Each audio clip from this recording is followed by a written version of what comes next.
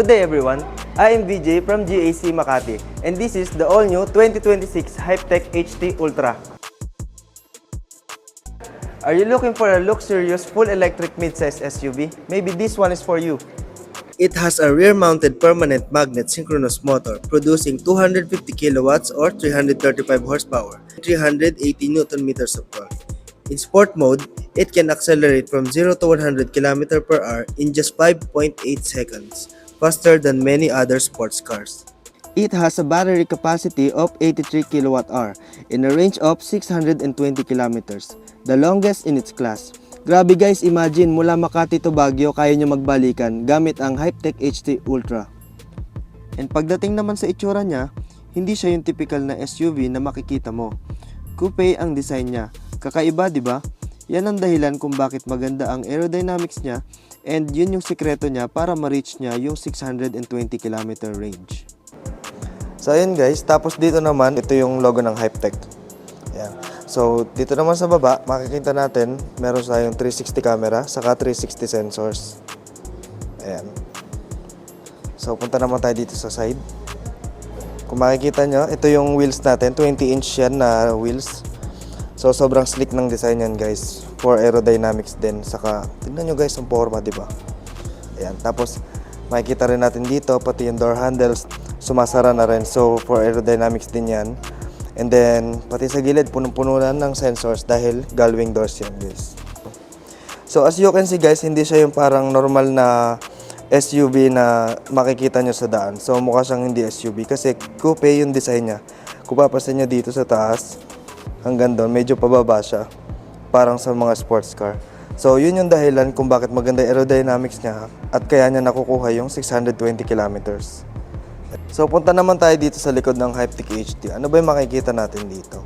So unang-una, pinakamapapansin nyo dito yung ilaw niya. Sobrang ganda ng ilaw niya. Para siyang nakalutang na ruby. Tapos habang lumilipat kayo na angulo, parang nag-glow siya, di ba? Ayan. And then yung DRL niya sa likod ay nakaduktong na rin sa kabilang ilaw. Tapos makita nyo dito yung badge ng HT. Ito yung badge din ng Hypetech. At dito naman makikita natin yung 360 degree camera. Para safe na safe tayo kasi meron tayong camera sa dalawang side mirrors natin. Tapos may camera tayo sa harap. So magandang maganda at malinaw yung 360 camera nito. Safe na safe tayo sa paligid natin. And then dito natin makikita yung parking sensors natin. Ayan. So puro sensors yan guys, palibot. Sobrang ganda ng sasakyan na to. Hindi niya hayaan na magasgasan nyo to pagka nasa mga masisikip kayong lugar. And then yung badge ng Hypetech din nandito rin makikita. Ayan. So ayan yung kabuuan likod niya. Mapapansin nyo, yung design niya, hindi siya flat na flat, di ba? Hindi siya tulad ng ibang SUV na flat yung likod. So, sabi ko nga kanina, coupe yung design niya. And then, tignan niyo sa angulo na to, guys. Meron na siyang built-in spoiler. So, minimalist yung design pero lahat may function. So, guys, pagdating naman sa charging port niya, ito yung charging port niya. Onting pressure lang dito para bumukas. And then, ito na yung charger niya. Ito yung AC. Ito yung DC. By the way guys, hindi na kayo kakabahan kung saan kayo magcha-charge kasi hindi na siya GBT. Type 2 na siya, NCCS2. Bali, European standard na siya. Ayan, tingnan nyo guys. So, ibalik na natin. So, paano naman ito isara? Pipindutin lang natin yung logo ng Hypetech. Sobrang smooth guys, diba? So guys, check naman natin yung mags niya. So, ito guys, tawag dito ay Trident Shield. And then, ang size nito ay 20s. Size ng gulong niya to 45-50. And then Yokohama yung brand niya. Maganda yung mags, maganda yung gulong. Siyempre maganda rin yung suspension nito guys. So yung suspension nito sa likod ay multi-link suspension. And then doon naman sa harap ay dual wishbone. So makikita nyo lang guys yung mga ganong klaseng suspension sa mga high-end na sasakyan. Alam nyo naman guys, pang hardcore yung mga ganong suspension. So bali guys, naipakita ko na sa inyo yung ibang safety features niya like yung 360 degree camera niya, yung mga parking sensors, mga sensors sa paikot, and then hindi pa dyan natatapos guys. So pakita ko sa inyo to. So ito guys yung millimeter wave radar kung tawagin. So para siyang yung kamay ng sasakyan na nakakapanya kung meron ka ng mababangga or may mga biglang tumatawid or tatama ka na sa isang bagay.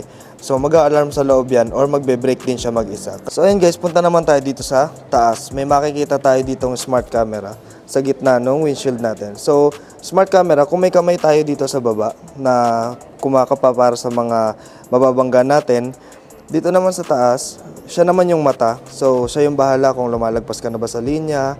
Siya yung bahala doon para mapanatiling safety yung driver at yung mga sakay niya sa loob. So guys, tignan naman natin yung loob ng sasakyan. So para mabuksan ng Hyptech HT, ganito lang siya. Automatic na yan guys eh. So very welcoming. Makikita natin dito sa gilid, ito yung sa mga windows natin. Tapos may ambient lighting tayo dito. Tapos soft touch leather na dito. Ito naman sa kabila. Ayan. Tapos ito yung sarahan ng pinto. Ito yung adjuster ng mga upuan natin. Puro electric na yan guys. So ayan, Napa leather na yung ginamit dito guys. Sobrang ganda ng quality. Makikita natin yan sa mga high-end na sasakyan. And then ito yung upuan natin. May 8-point massage siya. Passenger sa driver. Heated and ventilated na rin siya. So pasok tayo. So para masara, pipindutin lang natin yung button na yan. And then automatic na siya. Yan. So as you can see guys, ito yung infotainment natin na 14.6 inches. So ano nga ba yung meron dito? So kung mapapansin natin, pag pinindot natin to, makikita natin dito may built-in GPS na siya. So bali hindi pa natin siya maipapakita ngayon kasi upon release i-activate yan para may sarili kasi siyang account guys para sa mismong magmay-ari ng sasakyan. So pag na-activate natin to, may papakita na natin yung built-in GPS, yung maps. So guys, kung mapapansin natin dito, pag pinindot natin to menu, makikita natin dito yung on-the-air updates, App Store, stations, CarPlay, image and video, andyan na siya. So pag pinindot natin yung on-the-air updates or yung OTA, makikita natin dito na updated yung Hyptech HT natin na Ultra. So nakita natin no upgrade available. Tapos dito natin makikita yung modes natin. So comfort, sports, saka yung custom, pwede natin customize yan. Mamaya i-explain ko sa inyo. And then nandito yung power save. Meron na din dito para maayos natin yung mga side mirror, ma-regulate natin. And then yung window lock. So andito na rin yung brightness ng screen natin. Pakita ko naman sa inyo yung 360 camera na nabanggit ko kanina. Kung gaano siya kalinaw guys. Saka kung gaano siya ka-safety. So punta tayo dito sa 360 camera natin, 360 degree camera. At meron tayo dito 2D. Ayan, meron tayo 3D. Kung papansin nyo guys, sobrang HD niya, ang linaw niya. And then, wide angle. So sa wide angle natin, meron tayong wide angle, rear, front wheel, saka yung rear wheel natin. So kitang-kita nyo guys, protected talaga kayo at ipapakita niya sa inyo kung saan talaga kayo tatama if ever, pero wag naman sana. Ayan. So punta naman tayo dito guys sa kabila. Makikita natin dito yung options ng speakers natin saka ng volumes. Andito sila. So meron tayo ditong media, navi, voice, phone, tapos meron ditong mute, headrest, and loudspeaker. So guys, sa loudspeaker mamaya iparinig ko sa inyo, merong speaker sa labas ng Hyptech HT natin. Para kung may mga tambay tayo sa labas, kasama yung mga kaibigan natin or family, meron pa rin music. So, ayan. So, try natin kung gaano kaganda yung music ng Hyptech HT. Kasi, ang gamit na speakers ng Hyptech HT is 22 speakers Dolby Atmos. So, alam ko, iba sa inyo familiar na sa Dolby Atmos. So, pakita ko sa inyo kung gaano kaganda yung sound niya. Punta tayo sa music. Tapos, pwede nyo i-modify yung sound ng pinapatugtog nyo. Pindutin nyo lang to. And then, pwede kayo mamili. Natural sound, vocal booster, mega bass, auditorium, saka electronic music. Tapos, pwede nyo rin ilipat kung gusto nyo sa driver side lang. Kung gusto nyo sa back side lang. Ayan. Or ito pinakamaganda para buo. Pangkalahatan. Ayan. And for the loudspeaker, it sounds like this. So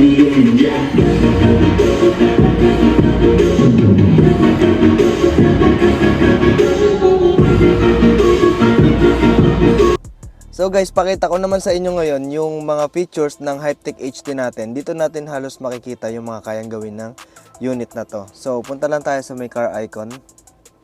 Unang-una guys, dito natin makikita kung paano control yung mga doors, windows, yung settings ng gullwing doors. So sa driver, doors, passenger, yung settings ng gullwing doors. So check natin. So dito guys, makikita natin merong option na low, merong option na high. So para saan ba yan? So for example, gusto natin na mabilis lang mag-open yung pinto at yung sapat lang tayo makalabas lang, hindi na masyadong tatapusin yung pag-open ng gullwing doors, pindutin lang natin yung low. Mababa lang yung opening niya.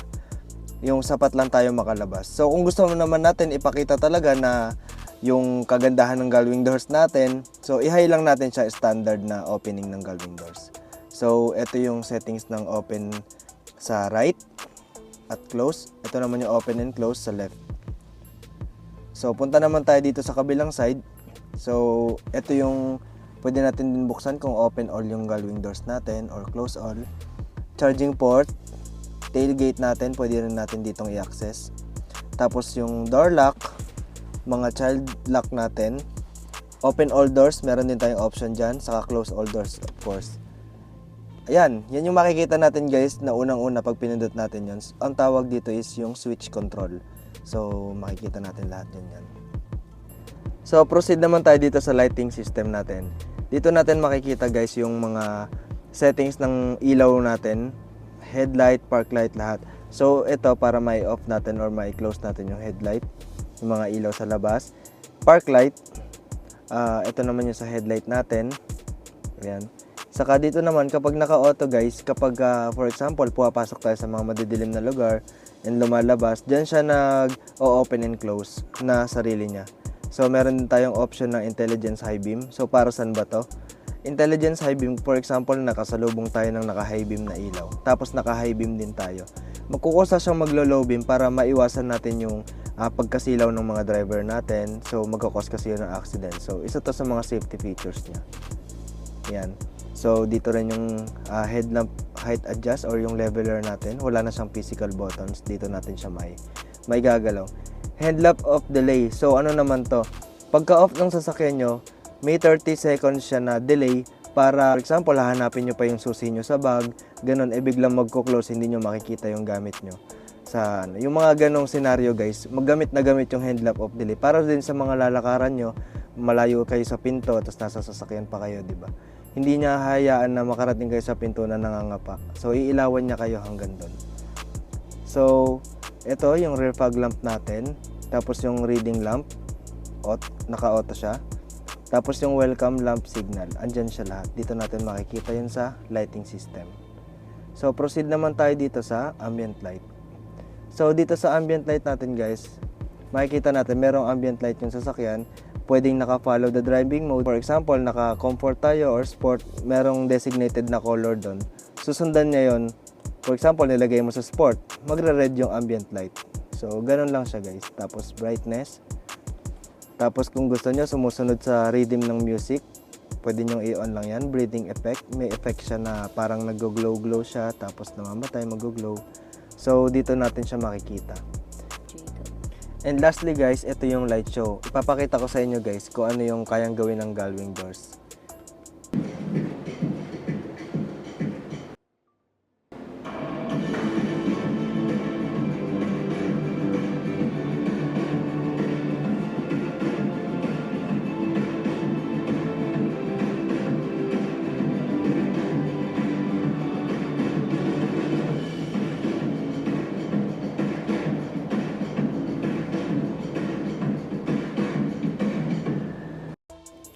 So guys, punta naman tayo dito sa smart cabin.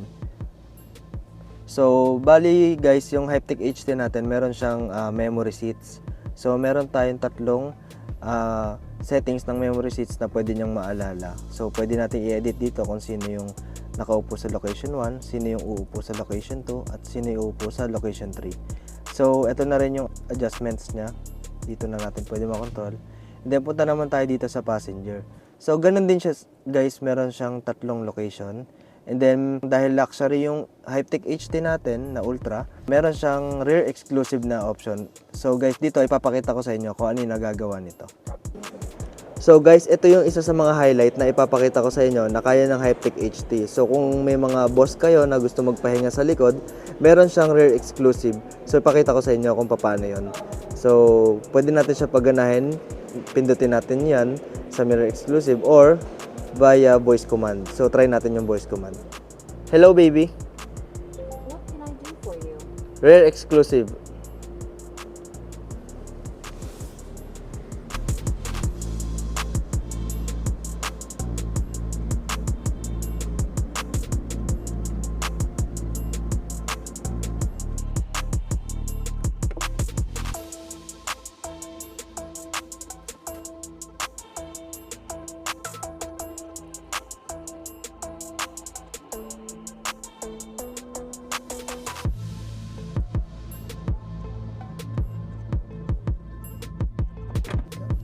So guys, dito naman yung outside rear view mirror. Dito nyo lang guys makikita yung settings ng side mirror natin kung paano nyo siya i-regulate. So dito naman tayo sa ventilation. Bali guys, driver and passenger seats ay ventilated na. Ayan. So ventilation, dito natin makikita kung gaano nyo gusto kalakas yung or kalamig yung seats nyo. Ventilation, pwede ring smart. Ayan, ganoon din sa driver. So, susunod guys, meron tayo ditong seat massage. So, ito naman yung 8-point seat massage. So, meron tayo ditong sa driver saka sa passenger, may full back uncurl, back relax, back relieve, waist relax, relax upper back. So, meron ditong gentle, standard, or strong. So, last naman, dito naman sa dulo, fragrance. So, dito guys, parang, ayan, base sa nababasa natin, grass, flower, or ripple wheat. Ano lang siya guys, para siyang built-in na perfume ng sasakyan. Punta naman tayo dito sa pinaka-importante, ang Adigo Smart Driving. So, bali guys, equipped na yung Hypetech HT natin na Ultra ng Level 2 Autonomous Driving. So, ano ba yung kaya nung gawin? So, pinakita ko sa inyo kanina yung millimeter wave radar na yun yung parang kamay, di ba guys? Tapos may smart camera na parang mata naman ng sasakyan. Dito natin siya makikita kung ano yung mga nagagawa niya. So, una, forward collision warning. Kapag may tatamaan na tayo sa harap, kung gusto natin warning lang, or gusto natin yung magbe-brake na siya ng kusa para sa inyo. So, dagdag safety na rin yan guys pa if ever na hindi tayo nakapokus sa daan. Pero guys, focus tayo palagi pag nagda-drive tayo. And dito guys, may far, medium, and near. Ito naman yung layo. Kung gusto nyong malayo pa lang, nagwa-warning na siya or nagbe-brake na siya. Gusto nyo medium or yung kung kailan malapit na, doon pa lang siya a-action. So, ayan. Ito yung settings niya sa forward collision warning natin. So, Adigo Rear Safety. Rear collision warning, rear cross traffic alert. Ito yung dalawa na to guys, kumbaga hindi niya hayaan din na mabangga kayo nung nasa likod nyo. Magbibigay siya ng signal na nandun kayo sa pwesto na yun para makita ka nila at iwasan nila. Magwa-warning sila dyan guys, yung Hypetech HT natin. And then blind spot assist, so alam nyo na yan guys, door opening warning. And Adigo lane keeping, ito naman yung sa may smart camera natin.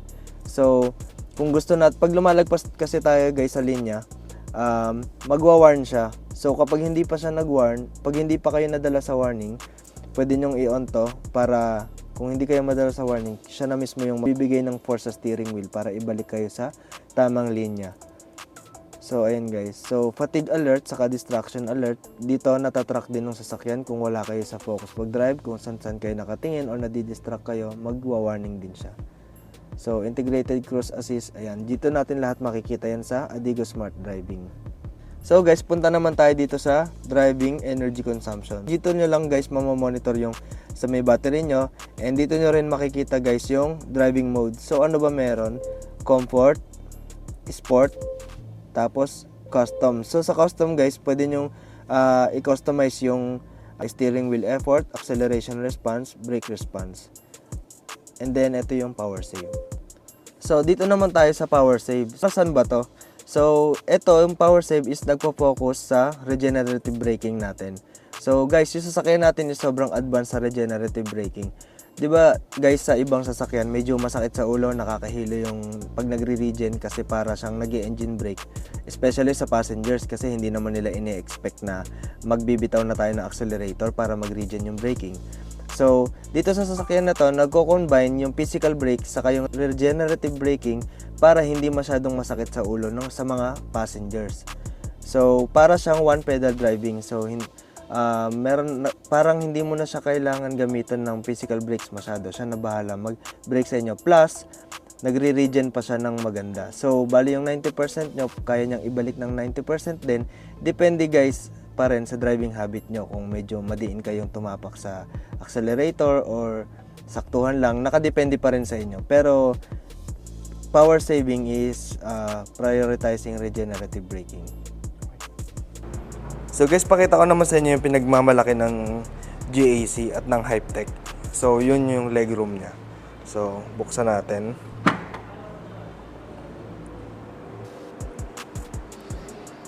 Yan. Kung mapapansin nyo guys, sobrang lawak ng legroom niya. So try natin. So bali guys, makikita nyo rin nyo dito, meron tayong table. 10 kg yung maximum niya. And then nakita nyo yung legroom guys, sobrang luwag. So 5'6" ako guys, pero sobrang lawak pa. Ayan. So bali ayan, ganyan siya kaluwag guys.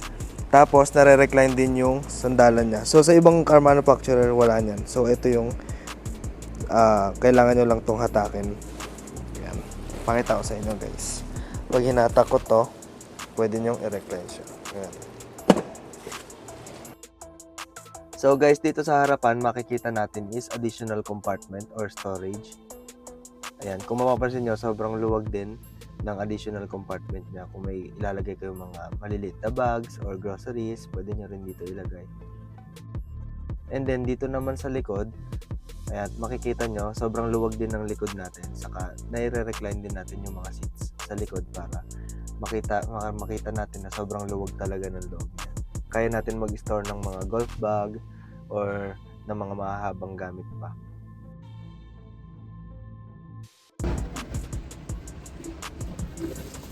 So that's it guys. This is the Hypetech HT Ultra. So if you have more inquiries or questions, just message me here on my Facebook account at subscribe na rin kayo sa channel natin para updated kayo sa mga unit na lalabas na bago.